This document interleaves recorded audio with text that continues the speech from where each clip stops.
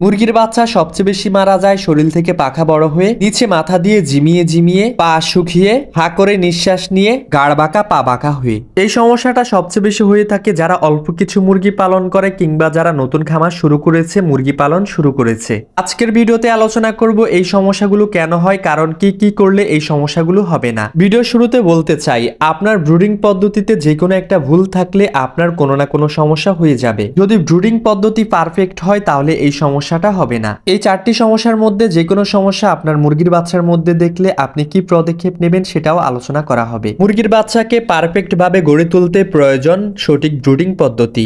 এখন কিভাবে সঠিক ব্রুডিং পদ্ধতি হয়? সঠিক তাপমাত্রা, প্রয়োজনীয় ঔষধ সমূহ, সঠিক সময় সঠিক পদক্ষেপ, এই তিনটা বিষয়বস্তু নিয়েই হচ্ছে সঠিক ব্রুডিং। প্রথমে বলা যাক সঠিক তাপমাত্রা কেন প্রয়োজন, কি জন্য দেব। যদি তাপমাত্রা অ্যাকুরেট না হয় তাহলে কি সমস্যা হবে?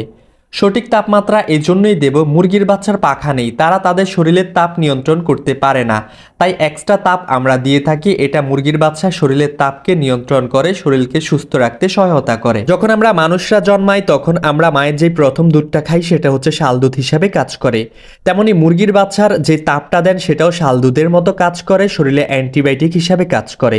মুরগির বাচ্চাটা যতদিন বাঁচবে সেটা অ্যান্টিবায়োটিক হিসাবে কাজ করবে, মুরগির রোগ প্রতিরোধ ক্ষমতা বৃদ্ধি করতে সহায়তা করবে। আবার আমরা মানুষরা যখন মায়ের পেটে থাকি নাভির মাধ্যমে মা যে খাবার খায় সেটা খেয়ে থাকি, তেমনি মুরগির বাচ্চাও যখন ডিমের মধ্যে থাকে তখন নাভির মাধ্যমে ডিমের কুসুম খেয়ে বেঁচে থাকে। মুরগির বাচ্চা পৃথিবীতে আসার পর নাভির জায়গাটা কাঁচা থেকে যায়, আবার যেই কুসুমটা খেয়ে বেঁচে থাকে এটা মুরগির বাচ্চার পেটের মধ্যে অনেক সময় থেকে যায়। পেটের ভেতর যদি এই কুসুমটা থেকে যায় তাহলে মুরগির বাচ্চার পেট ফুলে যাবে, মুরগির বাচ্চা তেমন একটা খাবার খাবে না, মুরগির বাচ্চা মাথাটা নিচে দিয়ে ঝিমিয়ে ঝিমিয়ে মারা যাবে। এটাকে বলা হয় নাভি ইনফেকশন।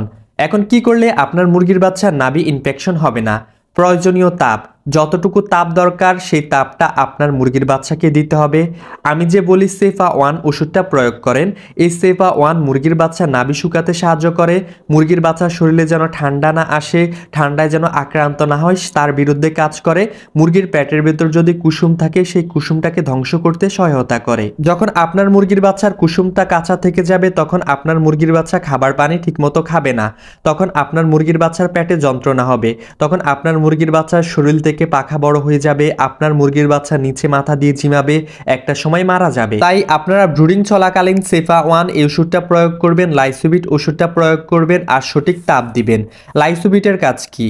লাইসোবিটের কাজ হচ্ছে মুরগির বাচ্চার শরীরে রোগ প্রতিরোধ ক্ষমতা বৃদ্ধি করা, মুরগির বাচ্চা যদি দুর্বল হয় স্ট্রং করা, মুরগির বাচ্চার শরীরে যদি কোনো ভিটামিনের অভাব থাকে সেই ঘাটতিটা পূরণ করা, মুরগির বাচ্চাকে সুস্থ রাখা। সাধারণত মুরগির বাচ্চার সুস্থতার উপর নির্ভর করে ব্রুডিং কাল কম বা বেশি হতে পারে।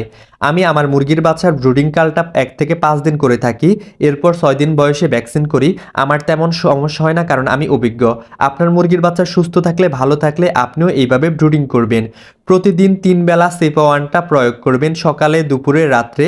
সেফা ওয়ানের সাথে প্রতিদিন সকালবেলায় লাইসোবিট ওষুধটা প্রয়োগ করবেন। আশা করি বুঝাতে পেরেছি কি জন্য মুরগির বাচ্চা নাভি ইনফেকশন হয়, কি জন্য মুরগির বাচ্চা দাঁড়িয়ে দাঁড়িয়ে জিমায়, কি জন্য মুরগির বাচ্চা শরীর থেকে পাখা বড় হয়ে মারা যায়। পাখা বড় হওয়ার আরেকটি কারণ আছে, সেটা হচ্ছে আপনি যদি সঠিক মানসম্মত খাবার না দেন, আপনার মুরগির বাচ্চাকে যে খাবারটা দিচ্ছেন সেটাতে প্রয়োজনীয় সঠিক উপকরণ না থাকলে আপনার মুরগির বাচ্চা শরীর থেকে পাখা বড় হয়ে যাবে। তাই মুরগির বাচ্চাকে মানসম্মত ভালো মানের খাবার দিবেন, তাহলে আপনার মুরগির বাচ্চা শরীর থেকে পাখা বড় হয়ে যাবে না, আপনার মুরগির বাচ্চা ঝিমিয়ে ঝিমিয়ে মারা যাবে না। এবার বলা যাক মুরগির বাচ্চার গাড় বাঁকা পা বাঁকা এগুলো হওয়ার কারণ কি, মানে প্যারালাইসিস।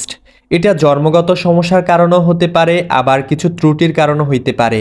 আপনার জন্মগত ত্রুটির কারণে যদি গাড় বাঁকা পা বাঁকা হয় তাহলে ওষুধ প্রয়োগ করলেও তেমন ভালো হওয়ার সম্ভাবনা নেই। কিন্তু আপনার মুরগির বাচ্চা ভালো ছিল কিন্তু ঘাড় বাঁকা পা বাঁকা হয়ে যাচ্ছে, তাহলে বুঝে নিতে হবে আপনার মুরগির বাচ্চার ভিটামিন B1, B2, B6 এর অভাব আছে। আমি সাধারণত ভ্যাকসিনের পর 3 দিন এই ওষুধটা প্রয়োগ করি, আমার মুরগির বাচ্চার গাড় বাঁকা পা বাঁকা হয় না। আপনিও প্রয়োগ করবেন, আপনার মুরগির বাচ্চার গাড় বাঁকা পা বাঁকা হবে না, ভালো থাকবে, আপনার মুরগির বাচ্চা প্যারালাইসিস হবে না। যদি ভিটামিন B1, B2, B6 এর ঘাটতি থাকে তা পূরণ হয়ে যাবে। এরপরে হচ্ছে হা করে মুরগির বাচ্চা নিঃশ্বাস নেওয়া, হা করে নিঃশ্বাস নিতে নিতে এক সময় আপনার মুরগির বাচ্চা মারা যাওয়া। সাধারণত এই কারণগুলোর কারণে মুরগির বাচ্চার ব্রুডিং নিউমোনিয়া হয়ে যায়। মুরগির বাচ্চাকে যদি আপনি সঠিক পর্যাপ্ত তাপ না দিতে পারেন তাহলে ব্রুডিং নিউমোনিয়া হবে। আবার আপনার মুরগির বাচ্চাকে যদি অতিরিক্ত তাপ দিয়ে ফেলেন তাহলে অতিরিক্ত গরম থেকেও ব্রুডিং ব্রুডিং নিউমোনিয়া হয়, আপনার মুরগি যেখানে রাখছেন বাচ্চাকে সেখানে যদি পর্যাপ্ত জায়গা না হয়, মুরগির বাচ্চা গাদাগাদি করে থাকে, মুরগির বাচ্চা তখন শরীর ঘামায়, শরীর ঘামিয়ে সেই ঘামটা মুরগির বাচ্চার শরীরে শুকায়, তাহলে মুরগির বাচ্চা ঠান্ডা লেগে ব্রুডিং নিউমোনিয়া হয়ে যায়। তখনই আপনার মুরগির বাচ্চা হা করে নিঃশ্বাস নেবে, শ্বাসকষ্ট নিতে কষ্ট হবে, তখনই আপনার মুরগির বাচ্চা মৃত্যুর কোলে ঢলে পড়বে। কিভাবে বুঝবেন আপনার মুরগির বাচ্চার ব্রুডিং নিউমোনিয়া হতে চলেছে? আপনার মুরগির বাচ্চা গাদাগাদি করবে, একজনের গায়ের উপর আরেকজন উঠবে, খুব খিচাখিচি করে থাকবে। তখন আপনার মুরগির বাচ্চার যদি তাপের প্রয়োজন হয় তাপ বাড়িয়ে দেবেন, আবার যদি অতিরিক্ত তাপ হয় তাহলে আপনি তাপটা কমিয়ে দেবেন। আর কিভাবে বুঝবেন আপনার মুরগির বাচ্চার যে ব্রুডিংটা করেছেন সেটা পারফেক্ট? আপনি ব্রুডিংয়ে মুরগির বাচ্চা ছাড়ার পর লাল লাইট দিয়েছেন, যদি মুরগির বাচ্চা ছড়িয়ে ছিটিয়ে থাকে, একদম গাদাগাদি না করে, একজনের গায়ের উপর আরেকজন লাফিয়ে না উঠে, তাহলে বুঝবেন যে মুরগির বাচ্চা ব্রুডিংটা পারফেক্ট হয়েছে। আবার কিভাবে বুঝবেন অতিরিক্ত তাপ হচ্ছে ব্রুডিংয়ে? মুরগির বাচ্চা লাইটের নিচে না থেকে তখন সাইডে শুধু চাপবে, তখন বুঝবেন যে তাপটা অনেক বেশি হয়ে গেছে। যাদের ঘরে তাপ মাপার মেশিন নাই তারা এভাবেই হচ্ছে আপনারা বুঝে নেবেন, এটাই পারফেক্ট বুঝার পদ্ধতি। আপনার মুরগির বাচ্চা যদি ব্রুডিং নিউমোনিয়া হয়ে যায় তাহলে যেটা ব্যবহার করবেন সেটা হচ্ছে তুতেটা বাজারে মুদি দোকানে কিনতে পেয়ে যায় বা বাজারে খোঁজ করলেই পেয়ে যাবেন। তুতেটা আপনি 1 লিটার পানির সাথে 5 গ্রাম দিয়ে মুরগির বাচ্চা যেখানে থাকছে সেখানে স্প্রে করবেন। তারপর 3 থেকে 4 লিটার পানিতে 1 গ্রাম তুতে দিয়ে মুরগির বাচ্চাকে খেতে দিবেন 2 ঘন্টার পানিতে। এটা একটানা 3 দিন করবেন। যদি আপনার মুরগির বাচ্চা বেশি হয়ে থাকে তাহলে বাজার থেকে নবফ্লোর এই ওষুধটা এনে খাওয়াতে পারেন। 2 থেকে 3 লিটার পানির সাথে 1 ml নবফ্লোর ওষুধ দিয়ে খাওয়ালে আপনার মুরগির বাচ্চার ব্রুডিং নিউমোনিয়াটা খুব তাড়াতাড়ি ভালো হয়ে যাবে। আমি না বোঝানোর চেষ্টা করি ভালোভাবে, তবুও না অনেকে বোঝার চেষ্টা করে না, বুঝে না। আপনারা হয়তো টেনে টেনে দেখেন, অনেকেই তাই বুঝেন না। প্লিজ দয়া করে টেনে টেনে ভিডিও কখনোই দেখবেন না, তাহলে কিছুই বুঝবেন না। আর একটা কথা, যারা আমার স্বপ্নের কৃষি ইউটিউব চ্যানেলের নতুন দর্শক তারা চ্যানেলটি সাবস্ক্রাইব করে সাথেই থাকবেন। আর যারা ইতিমধ্যে সাবস্ক্রাইব করেছেন তাদের প্রতি কৃতজ্ঞ। আর যারা ফেসবুক পেজ থেকে দেখছেন তারা পেজটি ফলো করেই সাথে থাকবেন। আরেকটি গুরুত্বপূর্ণ কথা, অনেকেই হচ্ছে মুরগির বাচ্চা ভালো মানের ক্রয় করতে চান।